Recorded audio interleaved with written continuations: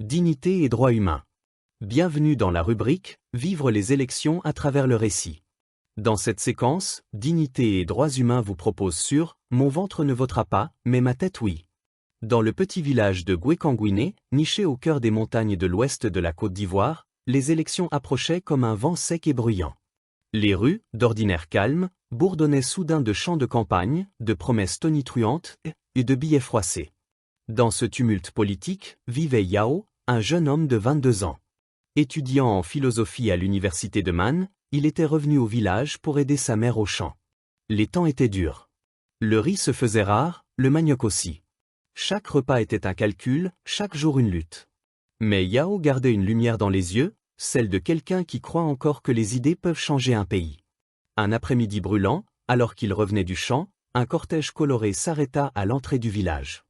Les militants d'un candidat local distribuaient des t-shirts flamboyants, des casquettes, et surtout, des billets de 2000 francs CFA. Un homme à la voix grave l'interpella. « Et petit, prends ça, c'est pour toi. Porte ce t-shirt dimanche, et vote bien. Ce n'est rien, c'est juste un petit soutien. » Yao baissa les yeux sur le t-shirt, le visage souriant du candidat y trônait comme une promesse creuse. Puis il regarda le billet. 2 jours de nourriture pour lui et sa mère. C'était tentant. Très tentant. Mais il leva les yeux, droit dans ceux de l'homme. Non, merci. Mon ventre ne votera pas, mais ma tête oui. Le silence tomba. L'homme rit jaune, surpris. Toi, tu fais le malin, hein? Tu penses que ton vote seul peut changer les choses? Yao répondit calmement. Peut-être que mon vote seul ne changera pas tout. Mais si chacun vend sa voix pour remplir son ventre aujourd'hui, on continuera de jeûner pour 10 ans encore.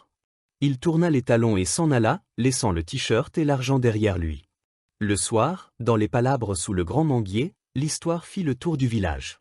Certains se moquaient. D'autres applaudissaient. Mais un frisson de conscience parcourut les anciens et les jeunes. Pour la première fois, on parlait d'idées. De projets. De dignité. Le jour du vote, Yao vota. Pas pour celui qui offrait des t-shirts. Mais pour celui dont les actions passées parlaient plus fort que les promesses. Et bien qu'il n'ait pas gagné cette élection, un souffle nouveau était né dans Goué-Kangouiné.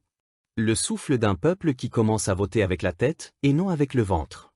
Un message de dignité et droits humains pour des élections paisibles et honnêtes.